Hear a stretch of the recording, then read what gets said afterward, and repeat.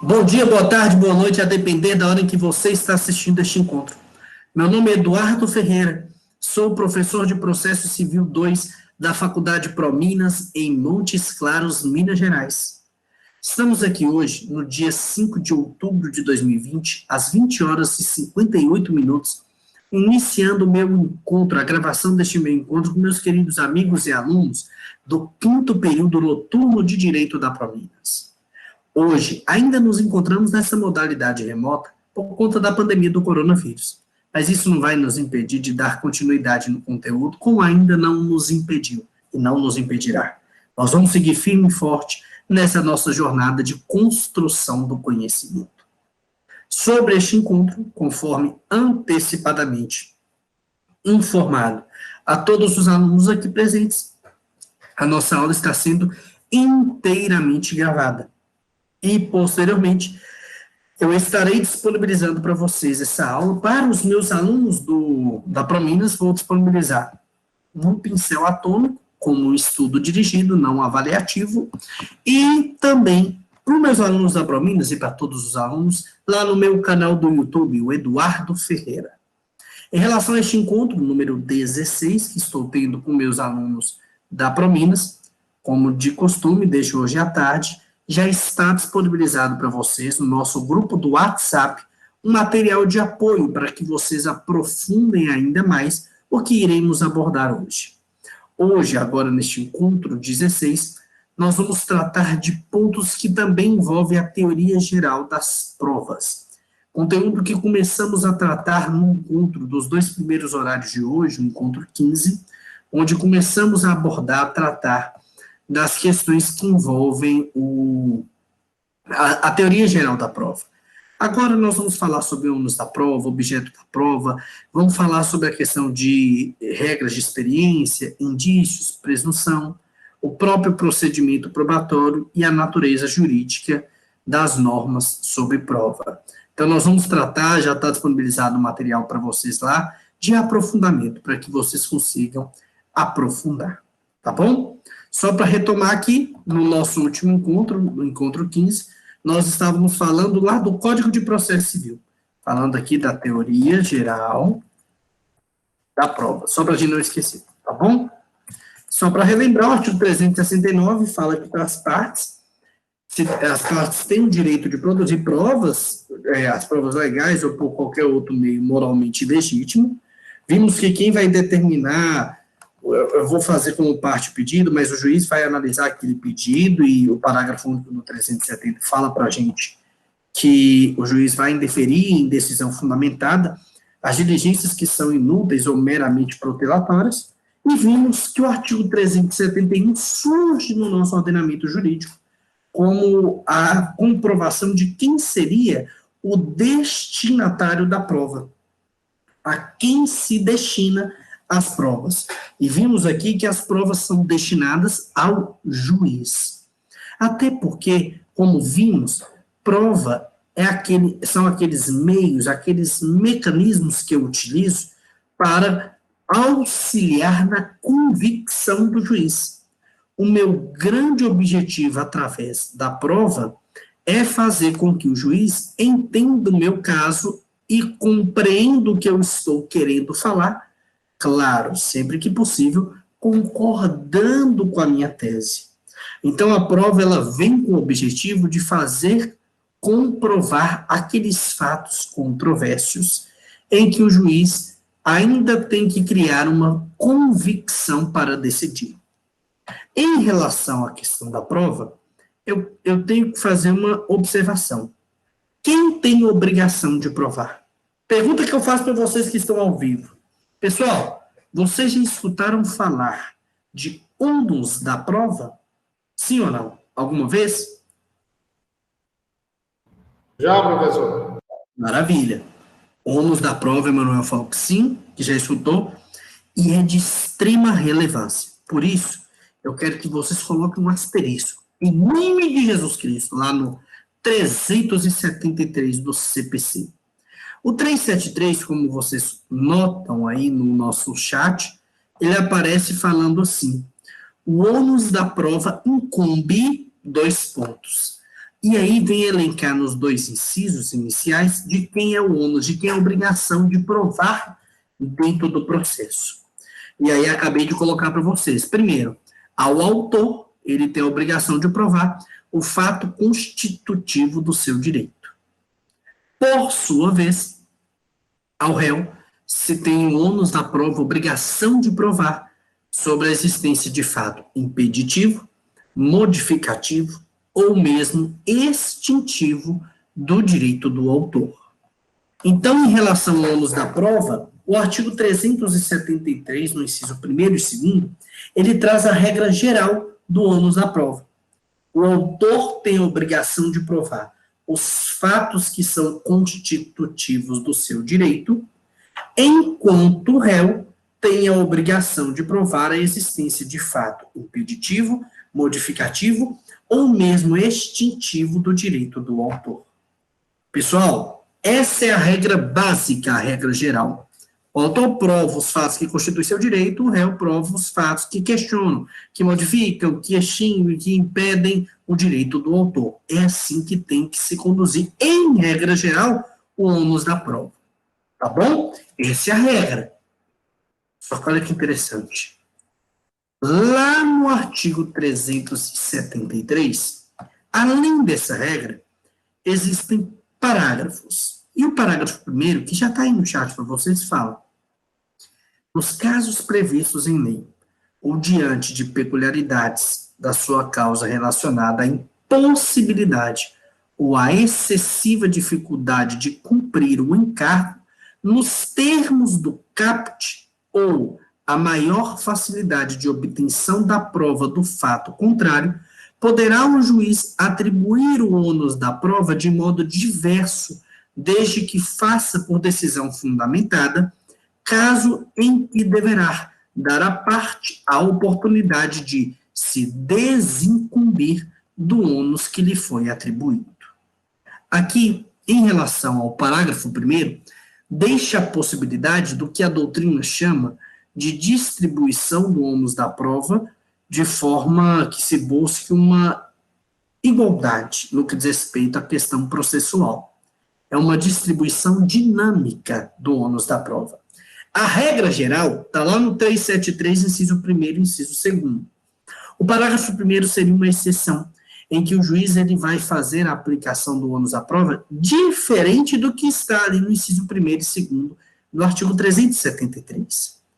Aí é quando o juiz nota a existência de uma prova que ela é ou impossível ou muito difícil que aquela parte produza. E aí ele encaminha o ônus para outra parte, para que assim ele tenha a obrigação de fazer aquela prova. Meus amigos, minhas amigas, me dá um exemplo simples.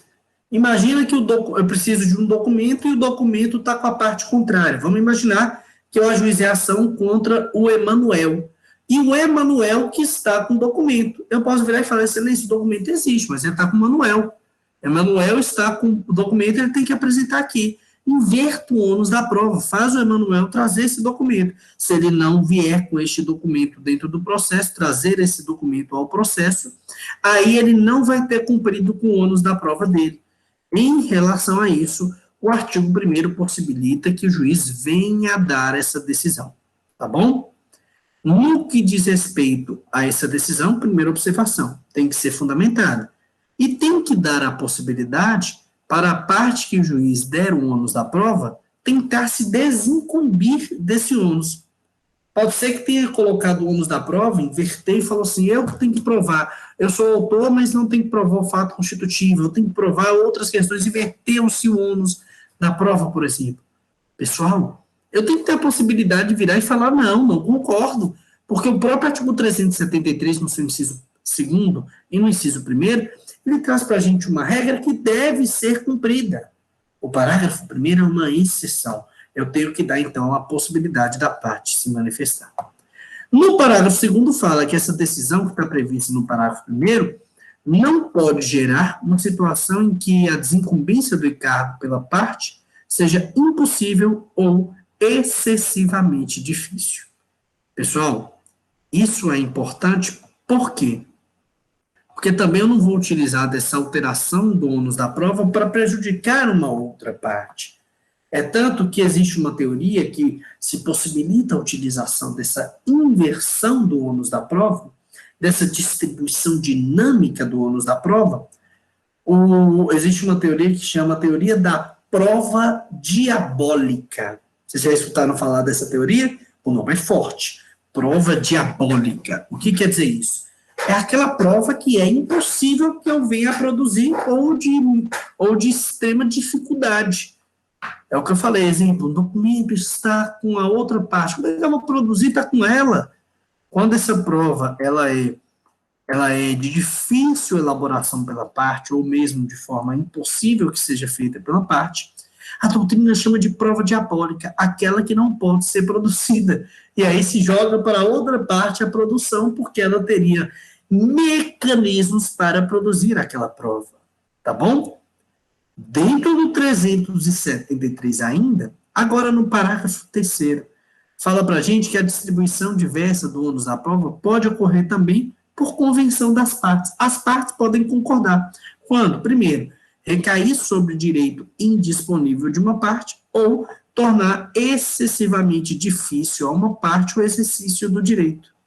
É tanto que, em relação a esse acordo entre as partes de alteração do ônus da prova, o parágrafo 4º fala que a convenção de que trata esse parágrafo 3º pode ser celebrada antes ou mesmo durante o processo. Então, também as partes podem, caso queiram, realizar uma distribuição do ônus da prova diferente do que está no artigo 373, inciso 1º e 2º. Mas o que não pode deixar de passar sem termos uma cautela é que a regra é o que é cumprido normalmente, o que está no 373, inciso 1º e inciso 2º. O parágrafo 1º, o parágrafo 3º são situações que excepcionam a essa regra. O que deve ser seguido, em regra geral, é o que está no 373, inciso 1º e 2º. O ônus da prova incumbe ao autor aos fatos constitutivos do seu direito e ao réu dos fatos modificativos, impeditivos ou extintivos do direito do autor. O restante são exceções, conforme detalhado aqui nos parágrafos. Quero saber, pessoal, até para a gente seguir bem juntos, estamos caminhando bem? Vocês estão conseguindo entender? Um detalhe, ficando com dúvida, me falem que é muito importante a gente caminhar junto nessa construção do conhecimento aqui, combinado? Nós vamos seguindo, tendo dúvida, pode fazer pelo áudio ou mesmo aqui pelo nosso chat. Vamos falar de uma outra questão que é muito importante. O objeto da prova. Qual o grande objeto da prova? A prova, ela tem como objeto o quê? Pessoal, quando vamos verificar o objeto da prova, o que nós temos que analisar? O que é o grande, para que se utiliza a prova?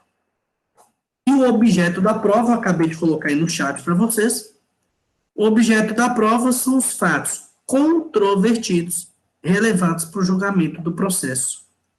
Como assim?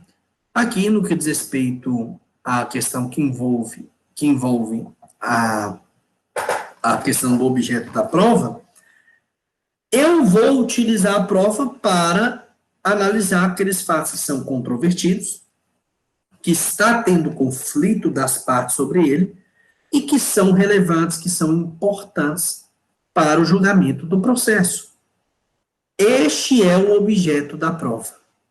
Só que existe um artigo aí, show de bola, que vem trazer para a gente algumas situações que não dependem de prova. Você sabia que existe isso? Situações que são previstas na letra da lei, em que eu não preciso produzir provas, porque já pressupõe que a lei já está comprovado? Isso está lá no artigo 374 do nosso Código de Processo Civil. Em relação ao CPC, se determina que são aqueles fatos que não dependem de prova, primeiro, os fatos notórios, aqueles que todos têm conhecimento. Segundo, os fatos afirmados por uma parte e confessados pela parte contrária, vamos imaginar que a Camila falou que Jéssica deve a ela 10 mil reais. Jéssica virou e falou que deve os 10 mil reais. Para que vai ter que ter uma prova? Jéssica confessou o que a Camila falou. Quando uma parte confessa algo que foi afirmado pela outra, também é um fato que não depende de prova. Terceira situação, fatos admitidos no processo como incontroversos, aqueles que claramente não têm como se questionar por conta de elementos que lá estão previstos dentro do processo. E quarta situação, também não depende de prova os fatos em cujo favor milita presunção legal de existência ou de veracidade. Então, não dependem de provas essas questões que são presumidas legais no que diz respeito à sua existência ou mesmo sua veracidade. Pessoal, no que diz respeito aqui a essa obrigação que se tem de fazer prova, o artigo 374 nos elenca 4 hipóteses em que eu não vou precisar de provas para conseguir comprovar algo dentro do processo.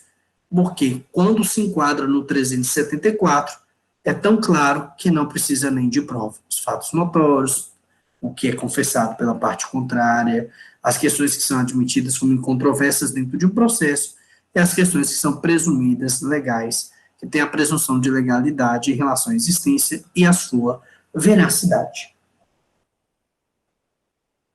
Só que, lógico, que nós estamos falando de uma questão que envolve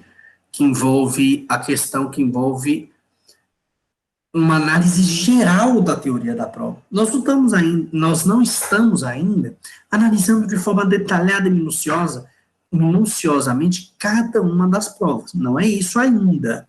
Vamos ver isso em outro momento. Ainda não hoje. Mas agora eu quero fazer uma pergunta. Existem provas diferentes, vocês sabiam disso? Por exemplo, prova testemunhal e prova pericial. Qual que vale mais? Quem é que vai fazer a análise da prova? No que diz respeito à análise da prova, nós temos que falar sobre valoração da prova. E quando falamos de valoração da prova, a gente está falando qual o valor que a prova vai ter dentro do processo. Em relação a isso, no que diz respeito à caminhada de um processo, é claro que se deixa hoje no Brasil uma possibilidade aberta. Como assim? Hoje nós temos um artigo que nós já falamos sobre ele aqui, o artigo 371. E lá no 371, fala para a gente que o juiz ele vai ter essa possibilidade de apreciar as provas constantes nos autos, independente de quem foi produzido, quem produziu aquela prova, indicando as razões que formaram o seu convencimento. No que diz respeito ao Brasil, o nosso país, ele adota, e eu acabei de colocar aí para vocês isso, o direito brasileiro, ele acolhe um sistema de persuasão racional ou do livre convencimento. E isso pode ser definido como um convencimento formado pela liberdade intelectual, mas sempre apoiada na prova constante nos autos e acompanhada do dever de fornecer a motivação dos caminhos do raciocínio que conduziram o juiz à conclusão. Pessoal, anota isso, quem gosta de anotar, porque é muito importante essa parte que fala. O direito brasileiro acolhe o sistema, a persuasão racional ou do livre convencimento, que pode ser definido como um convencimento formado com liberdade intelectual, mas sempre apoiado na prova constante nos autos e acompanhado do dever de fornecer a motivação dos caminhos do raciocínio que conduziram o juiz à conclusão.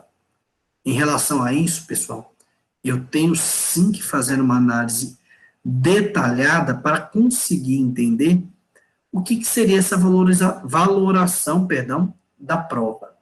Pessoal, em relação à valoração, como é que o juiz vai valorizar aquela prova ou aquela, essa ou aquela? Como é que ele faz isso? Vale aqui o livre convencimento do juiz. Ele é livre para escolher qual prova que ele vai entender ser a que comprova a situação dentro de um processo. Um detalhe, o juiz, ele tem livre convencimento, mas não é uma liberdade absoluta. Por quê? Ele é livre para valorar a prova, entender qual que é a que vai gerar o seu convencimento? Sim. Só que ele fica, primeiro, preso ao que está nos autos. Por isso que você se lembra o que eu falei, o que não está nos autos não está no mundo? Vocês lembram dessa frase que eu falei? Acho que foi no final do encontro 15, os dois primeiros horários de hoje, ou já no começo desse encontro, que eu falei com vocês, o que não está nos autos não está no mundo, o que não está no processo não é possível ser, em regra, analisado pelo juiz. Então, para que o juiz analise uma prova, ela tem que estar no processo. Segunda situação também de extrema relevância. Quando o juiz vai realizar essa valoração da prova e verificar qual a prova que ele vai utilizar para chegar ao seu convencimento, ele tem uma obrigação. Essa obrigação é que a sua análise, a sua valoração, ela deve ser feita de forma fundamentada, motivada. O juiz, quando ele entende que vai utilizar uma prova para demonstrar o seu convencimento, ele tem que explicar o porquê. Por que está utilizando aquela prova?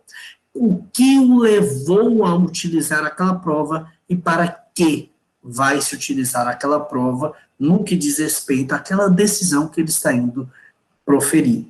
Então, o juiz, ele tem essa liberdade de valoração da prova, esse livre convencimento, mas deve se ater às provas que estão dentro do processo, nos autos, e deve fundamentar as suas decisões que envolvem a valoração. Aí surge uma pergunta. Existe hierarquia entre provas? Sim ou não? O que vocês acham? Existe alguma prova que é mais importante que outra, por exemplo? Me falem aí, o que vocês acham? Ah, mas tem uma prova, por exemplo, vou dar exemplo. Prova testemunhal e prova pericial. Qual das duas vale mais? O que vocês acham?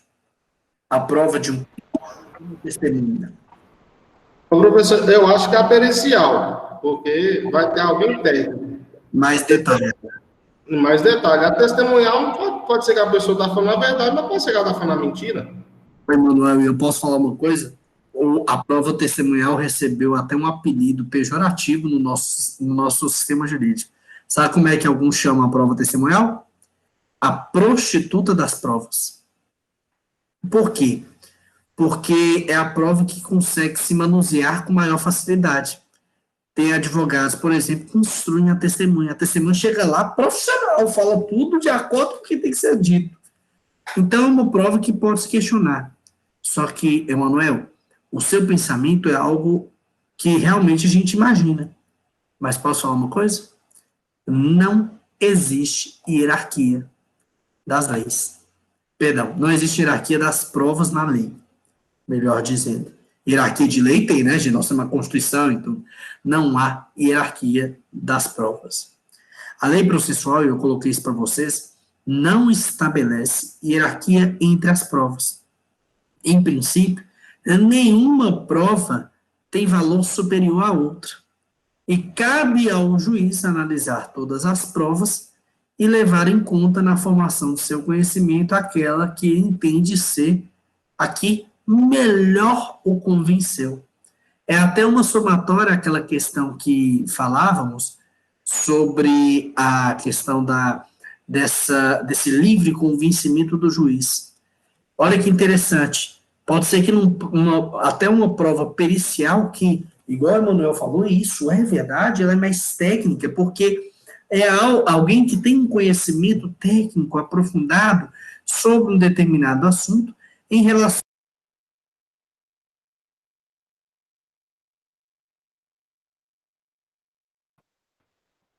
Veja,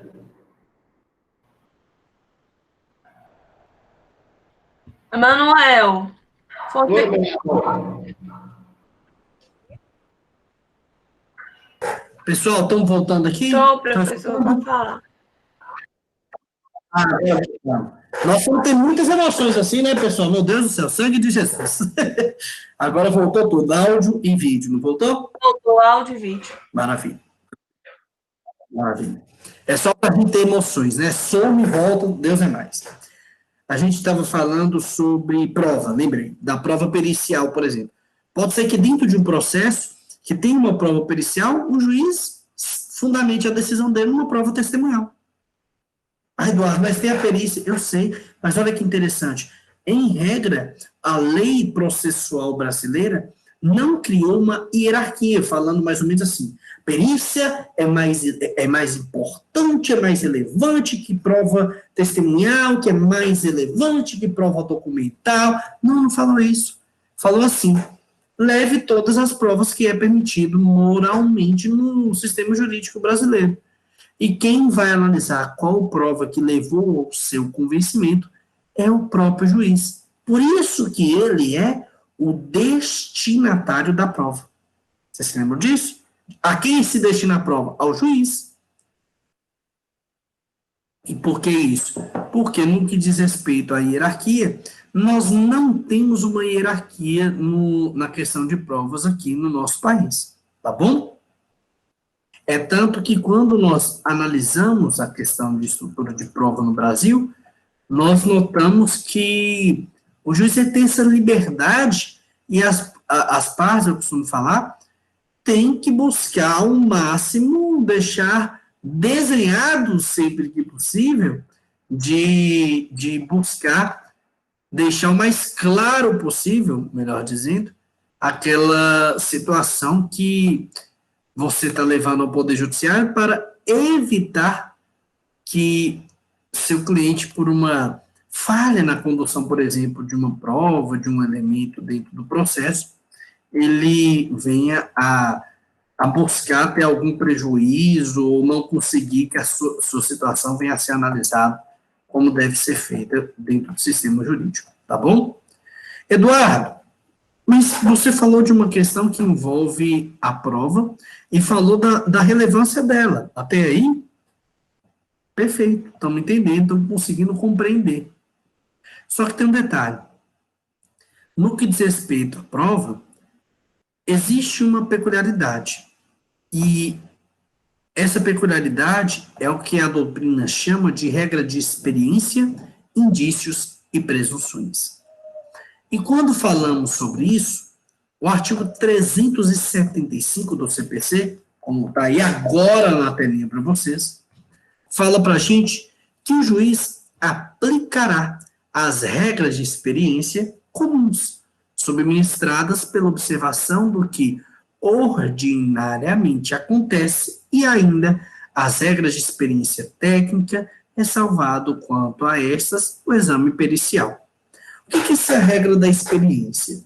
Vamos lá. Pessoal, ao longo da nossa caminhada, como pessoas, concordam comigo que a gente tem experiências diferentes? Sim ou não? Algum? Sim. Vou dar exemplo. Emanuel, não sei se você tem um conhecimento, por exemplo, de mecânica? Sim ou não? Não. Eu não tenho. Só para destruir. Aí, eu acho que nesse ponto também eu estou igual, viu? Mas igual o meu professor. Hã? Ele é polícia numa cidade pequena. Ele resolveu fazer uma melhoria no ventilador. Aí ele desmontou o ventilador todinho. Aí depois ele foi lá e montou. Nisso que ele montou, estava sobrando 4 portas, 3 parafusos, 2 arruelas. Aí, de jeito eu Recomendar para ele nunca mais fazer isso, né, mano? conhecido como destruidor. Quando, por exemplo, tem pessoas que conhecem de veículos, eu não tenho esse conhecimento, a gente tem que reconhecer cada um do seu quadrado, e tem gente que, por exemplo, tem pessoas que sabem construir tudo, chegou, por exemplo, uma cadeira no meu escritório. E aí você sabe que a gente empolga, né? O que eu fiz? Fui lá construir a cadeira. Gente, não é que eu consegui montar a cadeira toda? Ficou maravilhoso. Na hora que eu terminei, eu vi que estava sobrando um parafuso. Isso já faz mais ou menos 5 anos, e todos os dias eu rezo para nunca precisar descobrir onde aquele parafuso deveria estar. Então, claramente, eu não tenho um domínio tão grande. Só que tem pessoas que têm. Vamos imaginar que eu e a Emanuel não temos um conhecimento tão aprofundado da parte mecânica, mas vamos imaginar que a Camila tem um conhecimento aprofundado, ela gosta de veículos, por exemplo, e ela, até como hobby, ela gosta de fazer corridas, ela conhece a parte, por exemplo, mecânica de um veículo automotor. O que seria essa questão dessa aplicação da regra de experiência?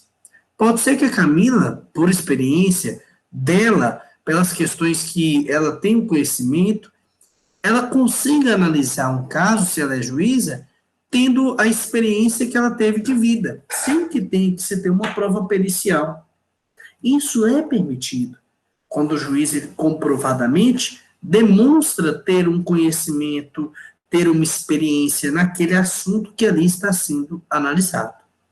Lógico, se a situação for uma situação mais complexa, lógico que o juiz, a juíza, não irão somente se pautar na experiência. E lógico que vão solicitar uma prova pericial, para que então consiga se analisar aquela situação. Um ponto que é de extrema relevância. Isso é porque as pessoas têm conhecimento e podem aplicar, o juiz também não seria diferente, tá bom? Outra situação. Vocês já escutaram falar de prova do direito? Sim ou não? Provar o direito. Eu sou obrigado a provar que existe uma lei? O que vocês acham? Está lá a lei, eu falar, de acordo com a lei, está lá. Eu sou obrigado a provar que essa lei existe? O senhor, como advogado? Sim, eu dentro de um processo, eu sou advogado. Eu falo que de acordo com o artigo 373 fala do ônus da prova. Eu preciso provar que o artigo 373 fala isso? Juntar o Código de Processo Civil? O professor, em regra, teria, uai. Como é que o senhor vai falar uma coisa que não existe? Mas eu preciso juntar todo o Código de Processo, por exemplo, para provar que existe o Código de Processo? Isso geraria muita dor de cabeça, concordam comigo? E aí eu quero que vocês anotem assim. Leis federais, eu não sou obrigado a aprovar. Por quê? Porque eu parto de um pressuposto, Emanuel, que o juiz tem o conhecimento, ué. Quando eu falo artigo 373 do CPC de 2015, eu não sou obrigado a juntar todo o Código de Processo Civil de 2015 só para provar que ele existe. Por quê? Porque é uma lei federal, o juiz tem a obrigação de saber. Obrigação. Tá bom? Só que se a lei for do município, ou se for uma lei estrangeira, se for uma lei estadual, consuetudinária, de costume, aí o artigo 376 fala: a parte que alegar direito municipal, direito estadual, direito estrangeiro ou consuetudinário, provar-lhe-á o teor e a vigência, se assim o juiz determinar. O que quer dizer isso em nome de Jesus? Pessoal, quer dizer que quando eu estou analisando um processo, eu vou buscar alegar questões de direito, né, pessoal? Claro. E em relação a isso, eu vou verificar a lei e colocar lá. Se a lei é federal, não tem que provar, mas se eu estou querendo analisar, de acordo com a lei municipal tal, está falando isso no artigo tal, aí o juiz não é obrigado a conhecer todas as leis de todos os municípios do Brasil, que aí também seria humanamente impossível ele ter esse conhecimento. Então, quando uma parte ela vem e alega no processo uma lei estadual, um tratado internacional, uma lei estrangeira, uma lei estadual, para fundamentar a tese, se o juiz entender necessário, o artigo 376 está falando para a gente o quê? Aquela parte vai ter que provar a existência e que aquela lei está vigendo, que ela está valendo no ordenamento jurídico. É uma obrigação da prova do direito. Tá bom? Ótimo. E aí eu faço uma outra pergunta. Em relação à prova, No que diz respeito aos meios de prova, nós sabemos que eu posso usar os meios de prova que são previstos em lei ou considerados moralmente válidos no nosso ordenamento jurídico. Em relação a isso, nós já sabemos, temos esse conhecimento dos meios de prova. E nós temos alguns tipos de prova, como depoimento pessoal, confissão, exibição de documentos ou coisas, prova documental, documentos eletrônicos, prova testemunhal, pericial, inspeção judicial, ata notarial. Fica calmo. Aí você vai virar, Eduardo, mas calma aí, eu não consegui anotar. Calma. Nós só estamos falando agora de quais são os meios de prova, mas nós vamos abordar um por um em outras aulas à frente. Vamos falar da prova pericial, dos detalhes que envolvem a perícia, lá no 465 do CPC e seguintes. Vamos falar da confissão, vamos falar da ata notarial. Nós vamos ter momentos oportunos só para tratar dos detalhes de cada tipo de prova. Isso eu garanto para vocês, tá bom? Em relação à questão da prova, nós temos que saber agora também qual que seria a produção da prova. Como é que eu faço a produção da prova? Pessoal, vamos colocar aqui então, para a gente analisar, qual que seria essa produção, quando ela deve ser realizada.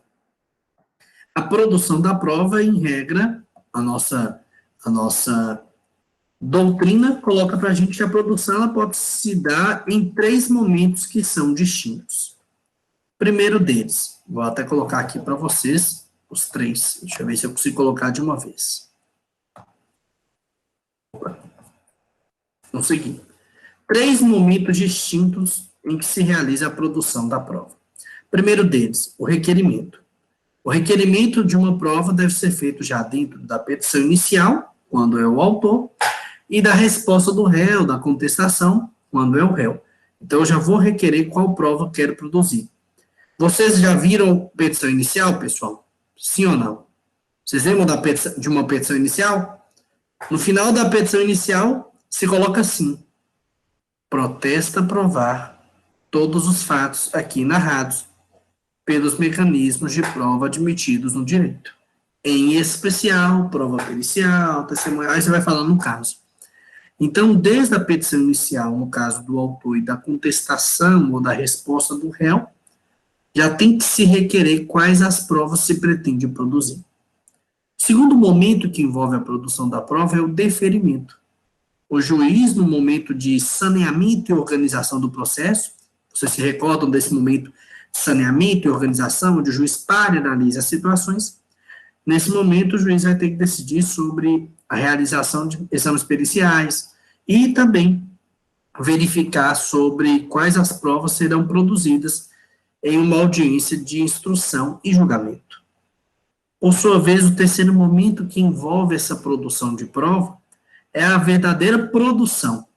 E essas provas, elas podem ser produzidas desde a petição inicial, como, por exemplo, juntada de documentos. Vou juntar um documento. Desde a petição inicial, você já coloca: eu sou réu, quero juntar um documento aqui. Desde a sua resposta que você está dando como réu, você já junta, claro. Mas também existe a produção de provas orais que serão realizadas somente em uma audiência de instrução e julgamento. A AIJ, que é o nome que se dá à audiência de instrução e julgamento, ela tem muita importância. Por quê? Porque provas orais, que são aquelas que são, por exemplo, depoimento das partes, prova testemunhal, elas são produzidas, elas são realizadas em uma audiência só para se tratar isso. Então, no que diz respeito à produção da prova, a doutrina coloca para a gente esses 3 momentos diferentes que são importantes. O momento em que você requer a produção de provas, o momento em que é deferida pelo juiz e o momento em que se realiza efetivamente a produção da prova. Depois de feita a prova, o juiz vai analisar o caso, vai analisar a valoração da prova, qual prova que ele entende que auxiliou ele a chegar numa determinada conclusão, fundamentando e motivando tudo, e aí vai seguir para a decisão que ele vai fundamentar, que vai pautar também em questões que envolvem o processo.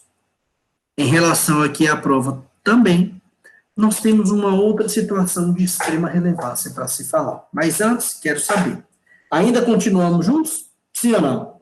Até estamos caminhando juntos? Me fala aí, me dê o feedback.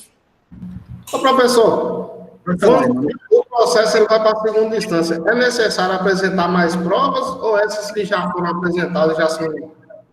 Essas provas já vão estar lá. Porém, a qualquer momento no processo, você pode juntar o que é chamado de documento ou prova nova. Pode ser que a prova só surgiu depois que já está lá. Entendeu? E é permitido. Mas, tirando isso, você não pode fazer mais provas. É só se for um documento ou uma prova nova. Tá bom? Certo. Até porque, senão, não teria fim, né, Manuel? Não é igual filme de Hollywood. Você já viu um filme de Hollywood que envolve julgamento? Já. Tá indo acabar, no último momento, eu tenho uma testemunha. Eu posso falar, meu Deus! Você não vai fazer isso. Você não tem nem essa opção. Entendeu? Porque aí imagina você como advogado, você tem uma testemunha que é importantíssima. Eu vou esconder.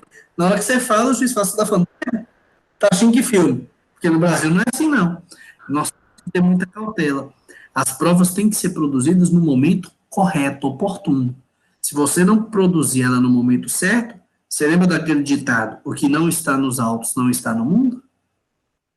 Então não adianta nada você ter uma prova maravilhosa se ela não está no processo. Se é documento, por exemplo, eu já antecipo, tem que ser juntado no primeiro momento que você teve oportunidade ou acesso ao documento. Ah, Eduardo, mas eu já tinha, na petição inicial, esqueci de juntar. Oh, que azar, não dá para colocar. Aí você vai ter que pensar em outra forma para fazer a juntada daquele documento. Só que por que isso?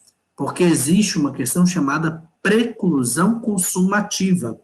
Você tem que produzir a prova naquele momento, se não produzir, você perdeu a oportunidade de produzir aquela prova.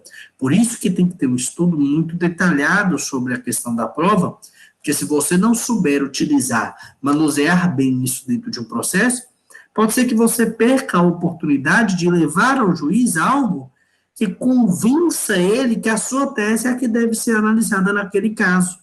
Então, ao realizar a caminhada de um processo, tem que ter extrema cautela no que diz respeito à questão de prova. Tá bom? Maravilha. E as partes? Autor, réu, eles têm que ajudar a produzir prova? Se a gente pensar no artigo 5º e 6º do CPC, lá no começo do CPC, lealdade processual, boa-fé, isso aí já demonstraria que as partes são obrigadas a participar, sim, em todos os momentos do processo, auxiliando a caminhada do processo como um todo. Só que para evitar dor de cabeça, evitar que algumas pessoas venham e falem, ah, mas isso não está na lei, não está específico, o artigo 378 fala para a gente, ninguém se exime do dever de colaborar com o Poder Judiciário para o descobrimento, olha que palavra forte, descobrimento da verdade. Então, todos aqui têm que auxiliar a busca pela verdade dentro do processo, auxiliando, por óbvio, na produção de provas. Só que tem um detalhe. Você, como parte, tem que ajudar, perfeito, mas e no que diz respeito a uma prova, que se eu for ajudar, eu vou fazer algo que me prejudique. E aí? Eu tenho direito a não produzir provas que são contra a minha pessoa. Tá bom? Em relação a isso, o artigo 379, acabei de colocar na telinha o caput, e agora eu coloco os 3 incisos para vocês. Opa, já está aí para vocês. O 379 fala assim para a gente. Preservado o direito de não produzir prova contra si própria, incumbe à parte, a obrigação da parte, primeiro, comparecer em juízo, respondendo ao que lhe for interrogado. É a primeira obrigação. Tem que responder o que foi interrogado. Segundo, colaborar com o juízo na realização de inspeção judicial que for considerada necessária. Inspeção é uma das provas. Terceira situação, praticar o ato que lhe for determinado. Eu, como parte, até para colaborar com a produção e com essa busca pelo descobrimento da verdade, eu vou ter que fazer tudo isso. Sempre que for necessário comparecer em juízo e responder interrogatório, vou ter que estar lá e tudo, só que lembrando. E aí eu quero que grifem aí, ou então quem está anotando, quem gosta de anotar, anota. Preservado o direito de não produzir prova contra si. Pode ser que no fim eu vire para o Emanuel e fale, Emanuel, você que quebrou o carro? Emanuel pode virar e falar, eu vou ficar em silêncio. Por quê? Emanuel não é obrigado a fazer provas que são contrárias assim. Ah, eu quero que você venha aqui e realize um ato para provar que você fez ou não fez. Opa, calma aí. Eu tenho o direito de não produzir provas que são contrárias à minha pessoa. Se esse direito é meu, eu posso usufruir dele se eu entender necessário. Mas, em regra, todos os atos em que realiza a busca aqui pelo Poder Judiciário para chegar a essa verdade, eu, como parte, vou ter que participar sempre colaborando o máximo possível. E, em relação à prova, e aqui caminhando já finalmente do nosso encontro, no que diz respeito à prova, existe uma prova que é produzida por terceiro. E é importante também falar dos terceiros, porque quando falamos de prova, nós temos que analisar todos os detalhes que a envolvem. E, eventualmente, pode ter a participação de um terceiro que é de relevância e que deve ser analisado naquele caso que o juiz vai ali verificar e aplicar o direito. E quando falamos sobre terceiro, o artigo 380, que acabei de colocar aí no chat, ele vem comentar sobre isso e sobre essa situação, falando que incumbe ao terceiro em relação a qualquer causa. Primeiro, informar o juiz de fatos e circunstâncias que tenha conhecimento. Segundo, exibir coisa ou documento que esteja em seu poder. Terceiro, puxe uma setinha e escreva. Terceiro é aquele que não é parte. É aquele que nem é autor ou também não é réu. Ele não é nem autor nem réu. Ele é um terceiro. Ele é de fora da lente. Aquela pessoa que está fora do Poder Judiciário, fora daquele conflito que chegou ao Poder Judiciário. E esse terceiro, primeiro, quando for chamado em juízo, ele tem que informar o juiz dos fatos e circunstâncias que ele tenha conhecimento. Puxa uma setinha e quem é que vai fazer isso? Testemunha. A testemunha que, quando convocada e questionada pelo juiz e pelas partes também, vai falar as questões de fato, as circunstâncias que ele tem conhecimento e que envolvem, por óbvio, aquele caso. Esse terceiro vai ter que falar. Só que coloca um asterisco aí, por quê? Quando estivermos falando lá de testemunho, eu vou comentar com vocês uma importante observação. Existem questões que as testemunhas não são obrigadas a falar. Mas isso não é momento para agora conversarmos. Lá, quando estivermos falando de testemunha, eu vou falar com vocês.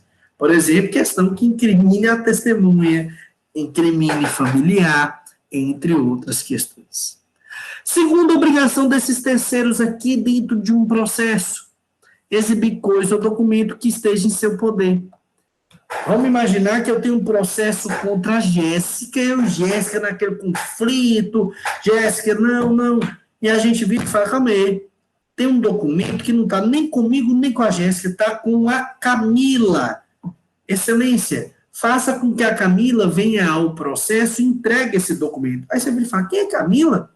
A parte não é Jéssica e Eduardo? Sim, mas pode ser que aquela pessoa de fora do processo, esse terceiro ou essa terceira, tem algum documento ou tem alguma coisa que precisa ser mostrada em juízo, que precisa ser levada ao juízo.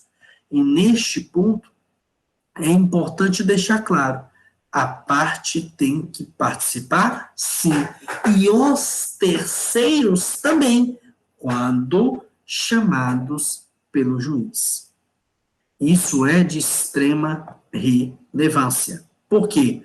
Por mais que ele seja um terceiro, por mais que esteja fora daquele grupo de pessoas que fazem parte do processo, o terceiro também tem importantes participações, como vimos aqui no artigo 380 do nosso Código de Processo Civil. Em relação a uma forma de se concluir essa nossa caminhada de hoje. Nós estamos falando aqui de uma teoria geral da prova, uma análise geral que a gente faz sobre a prova. Em relação a isso, nós temos que entender algo de extrema relevância. A prova é aquilo que vai te auxiliar a provar, a comprovar, a gerar a convicção do juiz sobre as questões que você está narrando. Qual prova vai ser? Como é a produção das provas, desses meios de prova, essas espécies de prova? Os detalhes que envolvem ela, prova emprestada, cooperação.